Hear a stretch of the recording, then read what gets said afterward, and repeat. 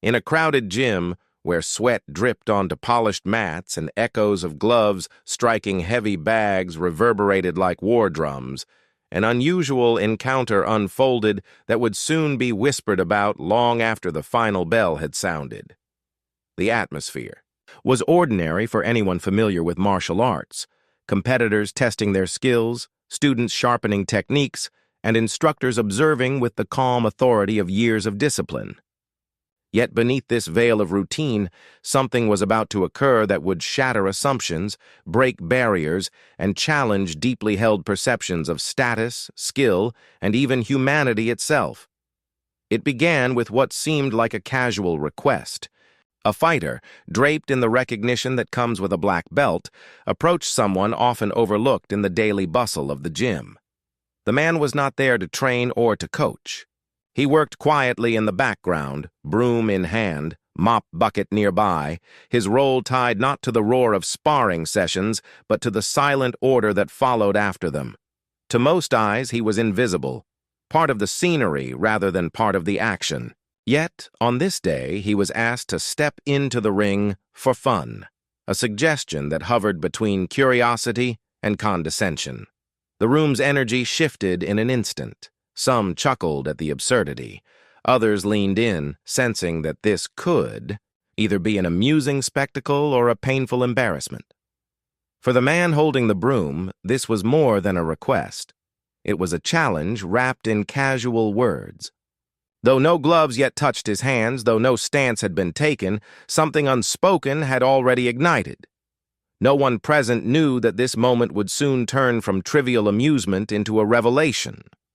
No one anticipated that, when the bell rang, the lines dividing janitor from champion, overlooked worker from decorated fighter, would blur until they disappeared entirely. And no one expected that what would follow would leave the entire gym speechless, forcing everyone to confront the gap between assumption and reality. Before that unforgettable invitation to spar, the gym functioned in its usual rhythm, a place where hierarchy was silently enforced not only by belts tied around waists, but also by invisible social lines that often went unquestioned. The black belt represented mastery, discipline, and respect. The janitor represented service, humility, and invisibility. Day after day, the man with the broom walked the perimeter of the mats, collecting the remnants of others' exertions. Towels left behind, wrappers tossed carelessly, and trails of dust clinging to the corners of the room. He was the unseen force that restored order after chaos.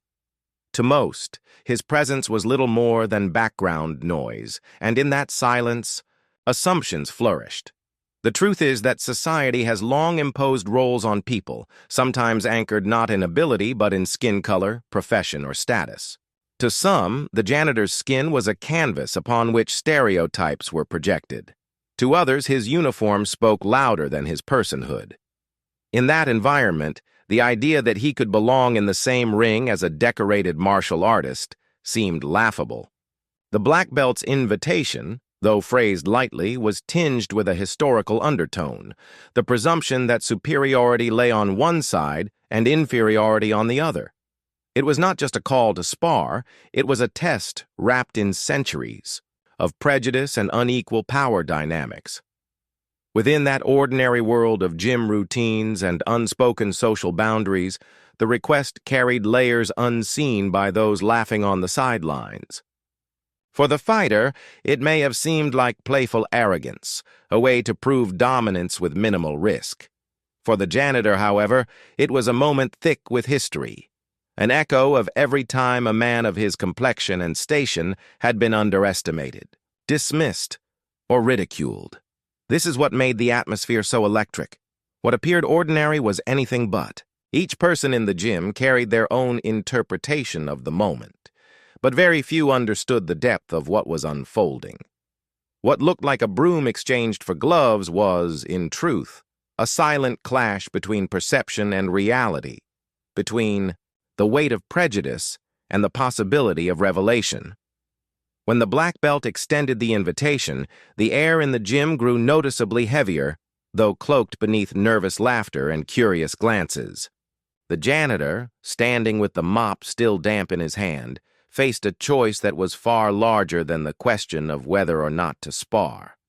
For him, the moment was not about entertainment, it was about dignity. Accepting meant stepping into a ring where the odds, at least in the eyes of the crowd, seemed impossibly stacked against him. Declining meant surrendering to the assumption that he did not belong, reinforcing the perception that his place was forever bound to the periphery. The conflict was not just between two men. It was between two worlds colliding in a space meant only for one. The black belt, with the air of one accustomed to applause, had the crowd's silent confidence. To those watching, the script was already written. A quick exchange, perhaps a light-hearted display of skill, followed by a predictable ending that confirmed the hierarchy they believed in. But the janitor's quiet acceptance disrupted that script before the first punch was even thrown. He did not respond with bravado, nor did he shrink away. He merely set aside the mop, removed his worn shoes, and stepped onto the mat with the calmness of someone who had spent a lifetime confronting battles unrecognized by onlookers. The simplicity of his actions unsettled the room.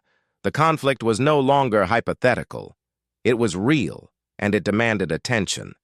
For the black belt, what began as a playful challenge now carried unexpected weight. His opponent, though clothed in no uniform of rank, radiated a composure that was impossible to ignore. This was no jest to the janitor. It was a test of worth, of survival, of respect. What seemed at first like an amusing diversion quickly began to feel like a dangerous underestimation. The tension was no longer about skill alone, but about pride, perception, and the fragile balance of ego in the presence of quiet defiance.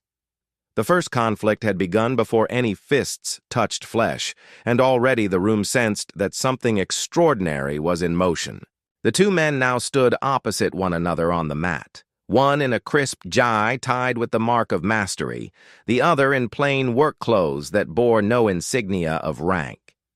The onlookers gathered closer, some eager for a spectacle, others quietly uneasy about what they were about to witness.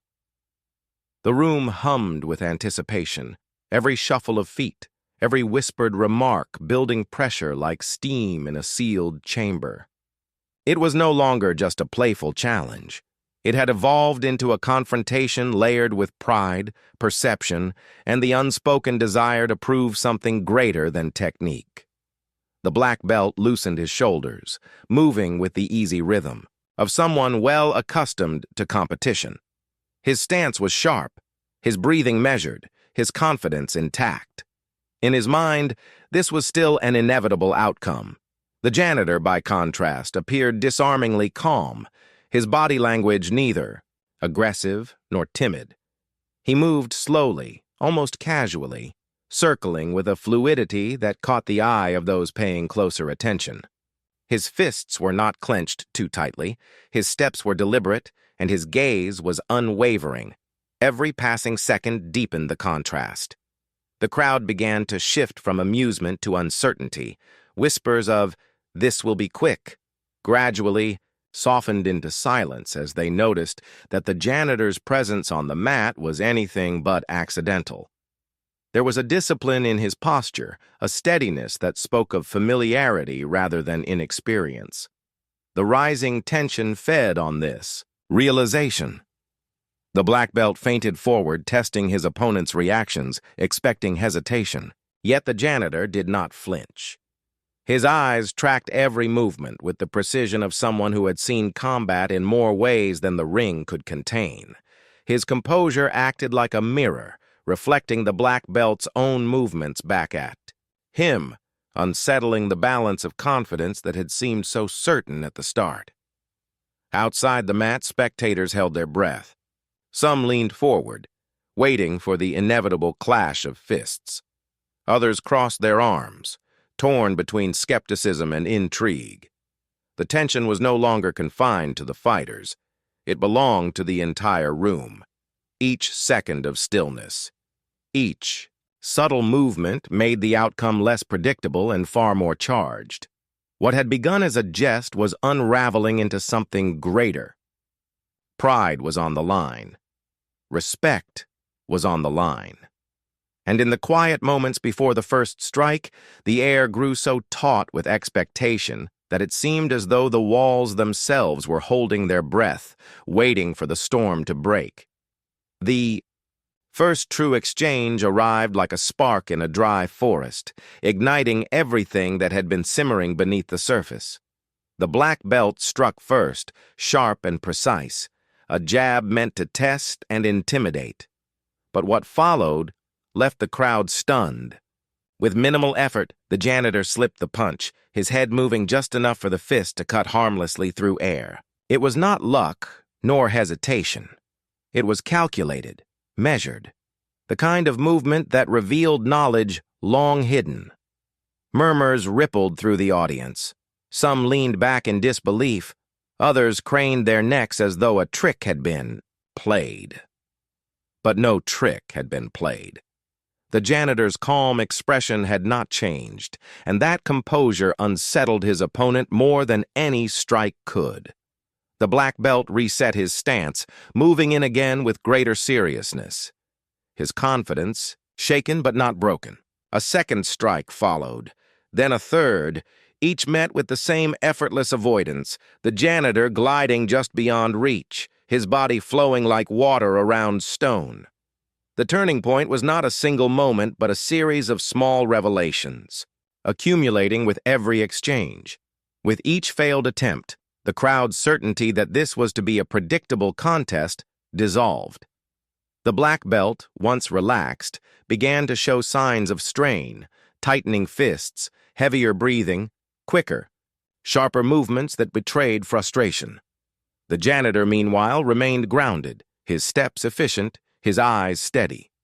It was as though he was not reacting at all, but anticipating, moving not after the attack, but before it had even fully formed. Gasps grew louder when the janitor finally chose to answer. A single counter, swift and precise, landed, not with violence, but with clarity. A palm strike, clean and controlled, touched the black belt's chest with enough force to halt him in his tracks without causing harm. The sound of contact echoed in the gym, not as a blow of domination, but as proof of capability. In that instant, silence fell so thick that even the hum of the overhead lights seemed to fade. The black belt stepped back, his eyes widening as realization dawned. This was not going to be the easy spectacle he had imagined. He had invited a man he thought he could toy with, only to discover someone who had mastered the language of combat in silence, without recognition, without fanfare. The turning point had arrived. The fight was no longer a display of rank against humility, but a test of pride against truth. The balance of power had shifted, and everyone in the room knew the outcome was no longer written. The atmosphere in the gym transformed from restless curiosity into a charged silence, the kind of silence that clings to the walls when people know they are about to witness something unforgettable. The black belt, breathing heavier now, tightened. His stance and advanced with renewed determination. Gone was the casual smirk, gone was the air of superiority. What remained was a fighter aware that his pride, his reputation, and perhaps his entire understanding of mastery were on trial before a crowd that had expected nothing more than a harmless exhibition. He launched forward with a flurry, fast combinations designed to overwhelm. Punches cut the air, kicks snapped with precision, the kind of sequences drilled through years of discipline. But each strike seemed to find only emptiness, as the janitor slipped, redirected, and weaved with uncanny precision. His movements were not flashy. They were efficient, deliberate, almost economical.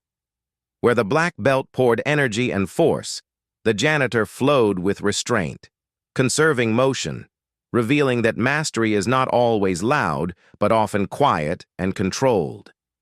Then came the moment that made every onlooker rise from their seats. The black belt unleashed a powerful roundhouse kick, his signature technique, the kind that had ended many bouts in victory. The arc of his leg cut through the air with speed and force meant to finish the contest.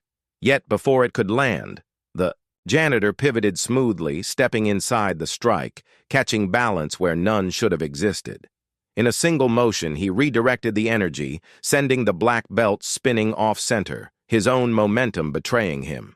The crowd gasped as the master of the mat stumbled, forced to catch himself on hands and knees.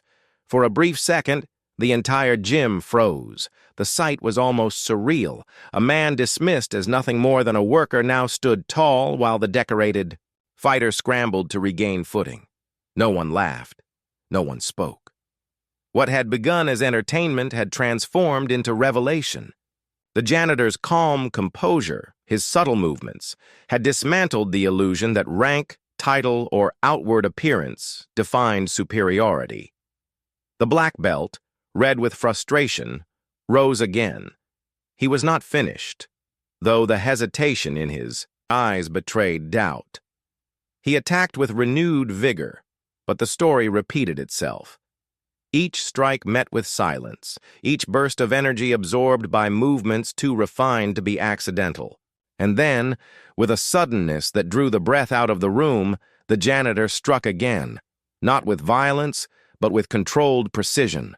A sweeping leg, perfectly timed, knocked his opponent onto the mat with a thud that echoed like thunder.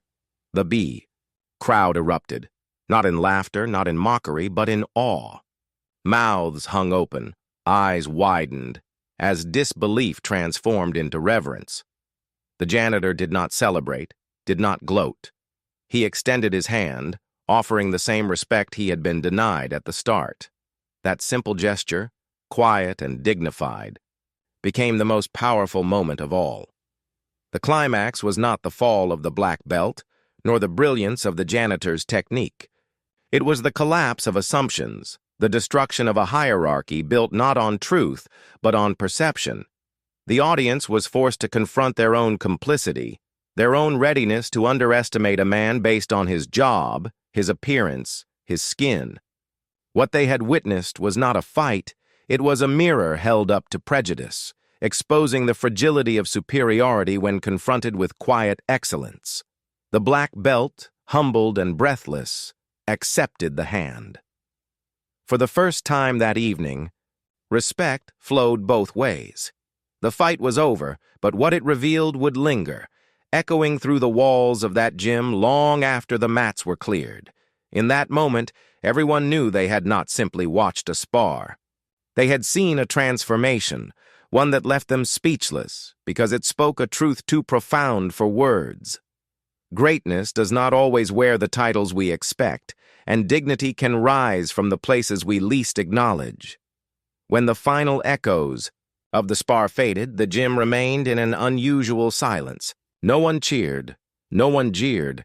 Instead, the room carried the kind of quiet reserved for moments when the ordinary has been shattered by something extraordinary. The janitor, breathing evenly, adjusted his shirt and stepped back, as though nothing significant had occurred.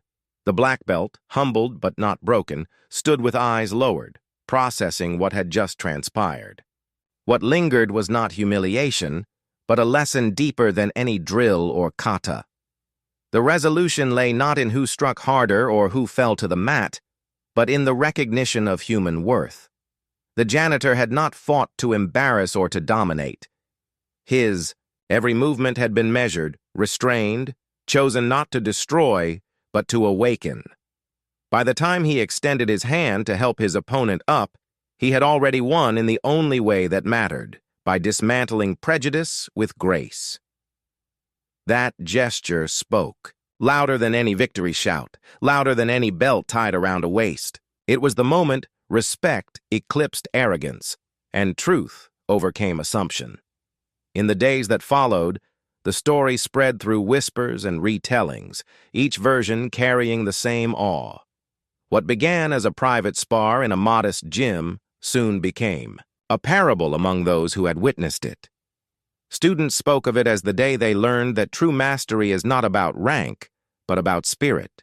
Some described it as a humbling reminder that one should never judge another by appearance, profession, or station in life.